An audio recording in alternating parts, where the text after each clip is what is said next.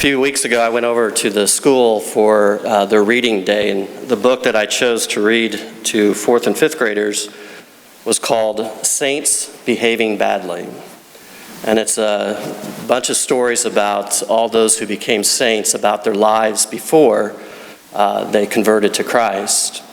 When I asked them why I was reading them the story, what they thought the point I was trying to make, one of the kids did raise his hand and said, it's never too late to do the right thing.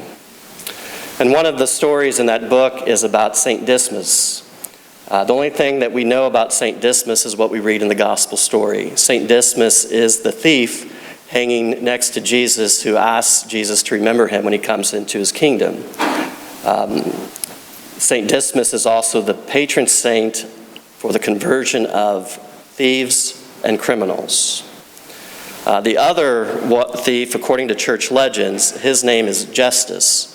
And there's two stories in that book that, according to church legend, that in all likelihood is probably not true, but they're part of church history and, I think, interesting stories. So I'm going to share a couple of those with you this morning, very briefly. The first one, the legend has it that when the Holy Family was fleeing into Egypt, they had to travel through a lot of dangerous land, and one of those parts was where robbers and thieves camped out. And it was at night as they were going through this camp where most of the robbers were asleep except for two, Justus and Dismas. And as they were approaching these two, it was Dismas who told Justus, "Let's let this family pass." Another legend of Dismas has it when after Jesus is crucified, in that part in the Apostles' Creed where he descended into hell, it describes what happens there, where Dismas is greeted by Elijah, and Elijah is asking him who he is because Dismas is wearing, I guess, vile clothes that make him look like a robber. And so Dismas shares his story with Elijah. I don't know if you found those two stories as interesting as I did, but there they are. The reason I speak of this is because the scene that we have on this celebration of Christ the King that the church gives us is really a scene of grotesque violence. There's three men hanging on a cross, which is a cruel way to punish someone. Two of them are guilty of their crimes. One is completely innocent. And you can picture it, people standing around them, laughing at them, jeering them, mocking them, enjoying human suffering. For most of us, for all of us, it's grotesque to think how anyone can find joy in the suffering of others. But that's the scene that we have. This is the king that we have. There's something very beautiful that goes on in the midst of this suffering, in the midst of this violence, and that's that exchange between St. Dismas and Jesus. St. Dismas, as he's suffering on the cross in his own suffering, he still is able to recognize and see Jesus for who he is, the King of the universe.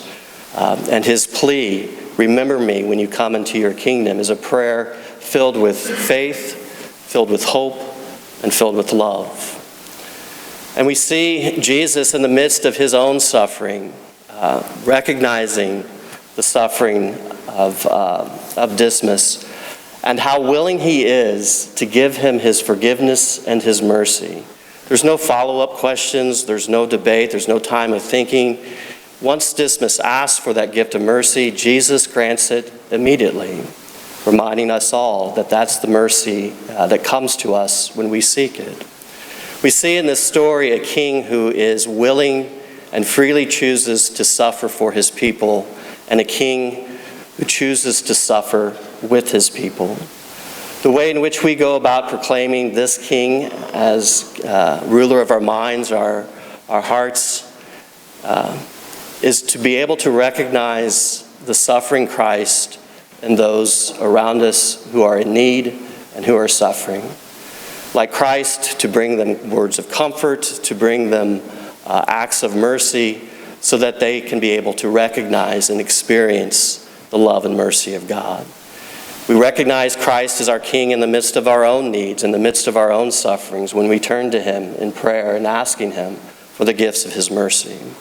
We recognize Christ the King every time we pray the Our Father, in which we ask for him to remember us when he comes into his kingdom. And so today we gather here together as a family around the Lord's table, around his altar, around his throne, and we ask him, just as St. Dismas asked him, we pray with faith, we pray with hope, we pray with love, and we ask the Lord to remember us when he comes into his kingdom.